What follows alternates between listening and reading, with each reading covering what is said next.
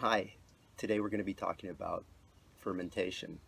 And just like the sprouts and the microgreens lecture, the important things are, why are we fermenting? Well, there are many reasons why we should ferment foods. One is when you ferment foods, it increases the nutrition of the food that you're fermenting. So more vitamins are released and conversions are made, and you're getting increased nutrients and vitamins. Another reason why we should ferment is for probiotics. We all know about the importance of probiotics in our gut health, and when you have fermented foods, you're increasing the probiotics. Um, there are many diseases that just increasing your gut health, it's going to improve, just increasing the probiotics. And in fact, the gut is really the beginning of all journeys of health. So if you have a really wonderful flora in your gut, you're going to be healthy most likely. And conversely, if you have a poor flora consistency in your gut, you're going to be unhealthy. Um, Other reasons are food preservation. People have been fermenting for many years for preserving their food and their harvest, so that they can have their food during the winters. So it was a way of preserving food. And another reason why we should ferment is for cost. If you enjoy a fermented food or beverage and you know at the grocery stores they're very expensive, but if you do it on your own, you can do it very inexpensively.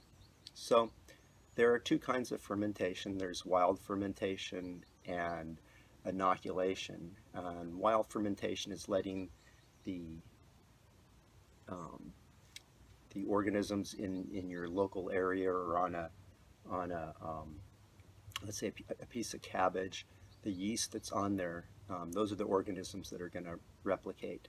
So that would be wild fermentation, what's already on the vegetable or what's in the air at the time in your locality. And inoculation is if you um, take a culture and add it to something else and try to reproduce that culture. That's inoculation. So there are a lot of things that we know of in our daily lives um, that involve fermentation. Wine, beer, uh, kombucha, sauerkraut, other fermented vegetables, um, and so kimchi. There are a lot of things that we consume on or should consume on a daily basis that are fermented, and it just behooves us to try to take control of as many aspects of our lives as possible and be self-reliant and self-sufficient. So fermenting your own foods at home is one of those things that you can do, and it's easy and it's fun and it's tasty and it's absolutely beneficial for your gut health. I thought I'd ferment a couple things or start the fermentation process today, just so you can get an idea just how easy it can be. And I just wanted to bring one of the books I have on fermentation out. This is by Sandor Katz, and it's called Wild Fermentation. I believe that, yeah, Wild Fermentation. And Sandor Katz has been a leading educator in the world of fermentation for a couple decades at least. And so he's often referred to, and he's a fun guy to watch lecture. So the first ferment I'd like to do is so super simple, and it's apple cider vinegar. And so what I like to do, and instead of throwing out, I never throw out food scraps. I either compost them, but in this case we're going to ferment them.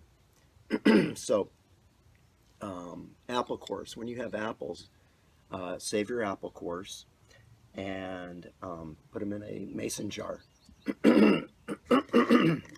Excuse me. And the fermentation is as easy as this.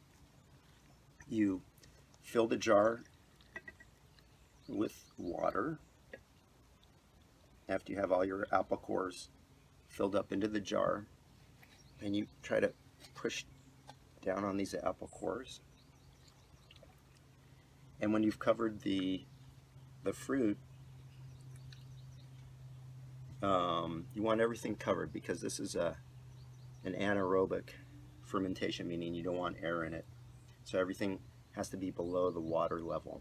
And that's why we ferment the way we do with water, because we want it anaerobically fermented. So at that point, just cover it with a cloth. You don't want to cover the jar and not have any air coming into the system. So you just cover the jar with a cloth or a paper towel and put a rubber band around it.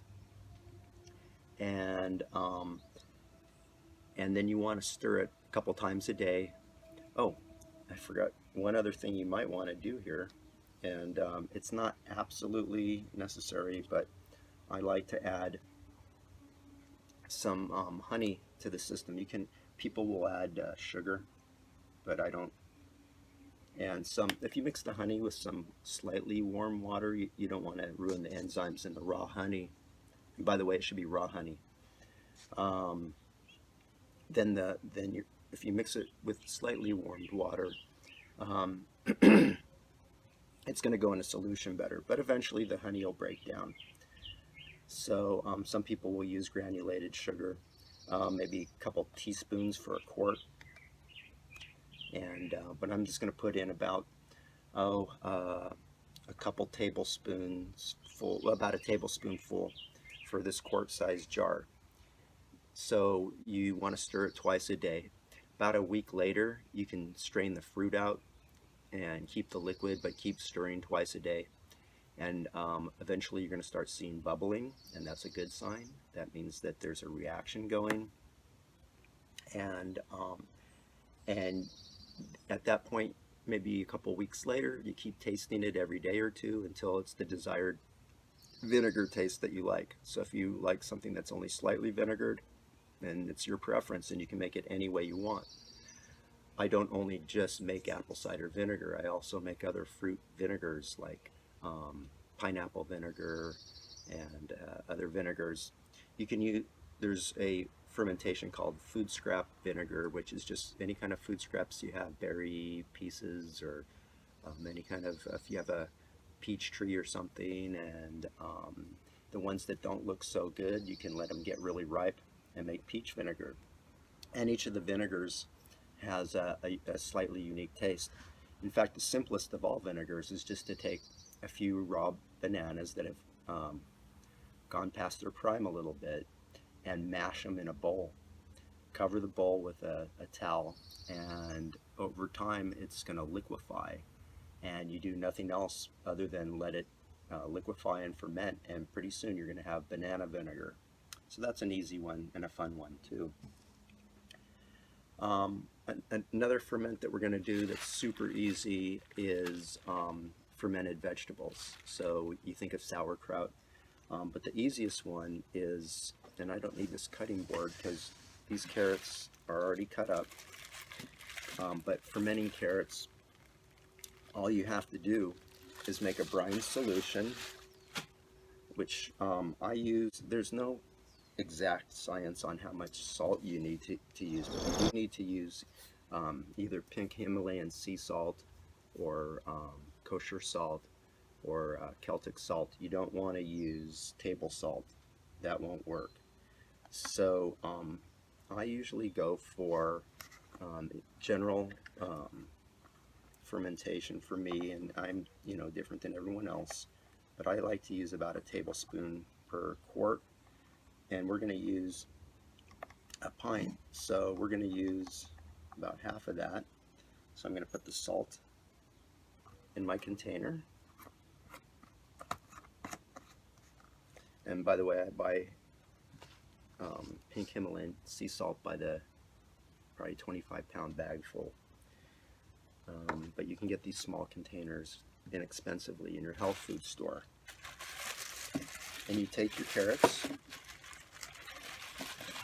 and you can do it any way. Usually if you have a lot of carrots, you can line them up vertically around the, after you've cut them into thin slices, line them up vertically in the jar and pack them in real tightly. In this case, we don't have that many carrots, so we're going to just go ahead and throw them in. Now the brine, which we didn't make first, usually I make a brine in a separate container, but for the purposes of this video, I'm just gonna make my brine right in front of us here. And you just shake it around until the salt goes into solution. And I'm not going to make you all wait around until the salt every last granule goes into solution, but it's getting there. So the first thing you would do normally is, before you make your brine in a separate container, you put your vegetables in your mason jar. And again, in this case, we don't have to pack them in. Normally, you'd really want to pack your vegetables in pretty tightly, but we don't have that many carrots at this point. So I'm going to just throw them in this container here. Now, just like we spoke about with the apple cider vinegar, we want to make sure that everything stays underwater. So people use fermentation weights or glass jars. Some people use plastic bag filled with water to weight it down. I don't like to use plastics as much as I can. But here's some fermentation weights. And this one I find to be the best format. And that's because there's ridges on it where you can grab the ridges and pull them out. Now, there's another company that I like called Mason Tops. I think that's the name of the company. I know that's, yeah, it's called Mason Tops. And they make theirs like this now too. They didn't used to. They used to be slick and it was hard to pull them out when you were finished. But they've changed their format. So they have their product should work now. But this one has ridges in it, so that when you're done and you want to pull the weight out, you just grab onto the ridge and pull it out. And you simply just put the weight on top of your vegetables. That's going to push them under solution. Now, this is an anaerobic fermentation, and you want to make sure you keep the air out. And so what you want to do is take your mason jar and tighten it down tightly on the jar, and then you want to burp it a couple times a day when you start to see bubbles, just because gas will fill up in here and you don't want your mason jar to explode. But a really convenient way around that is through that company I spoke of called Mason Tops, and this is called a pickle pipe. And it's a one-way valve. It'll allow the gases to escape without you having to burp it twice a day. So it's super convenient. Takes all the guesswork out of fermentation. I love these. I have purchased probably hundreds of them in the past, because I do have some small businesses that I have set up around microgreens, sprouts, and fermentation. So you put your mason top, it's called a pickle pipe, on top of the jar. You screw down the ring on the mason jar, and in a few days you're going to start seeing some bubbling. That's great. That means the reaction is working.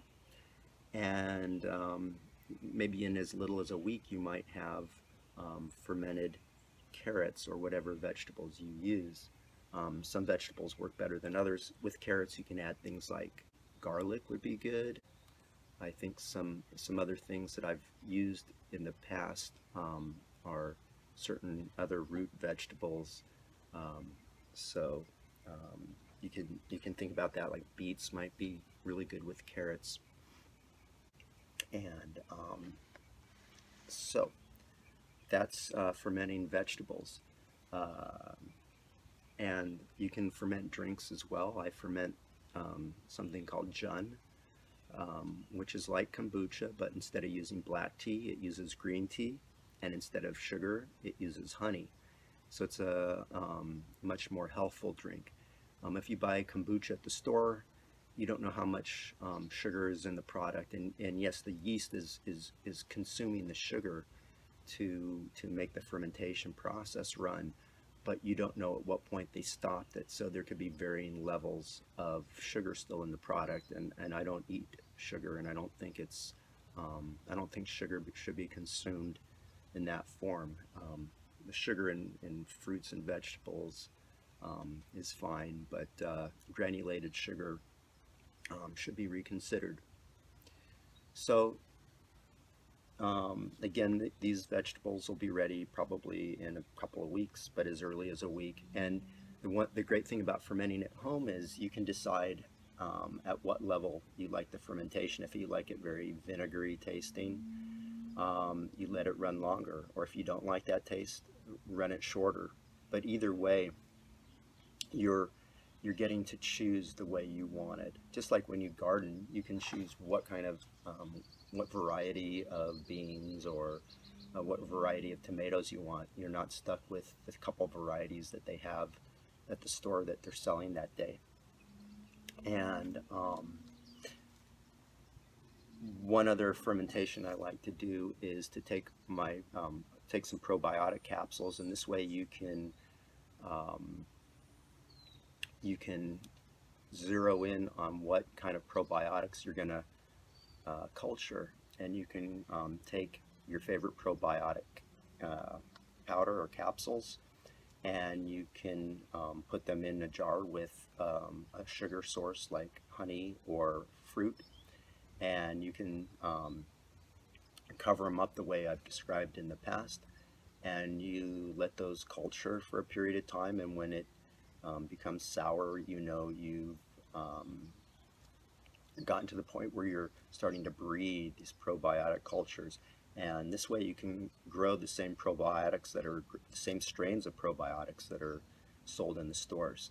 So that's another fermentation that I like to do. It's usually one that I teach at the villa. So that'll conclude our lecture on fermentation, and I hope everyone goes out and starts cleaning up their gut and start eating and fermenting foods. Thank you.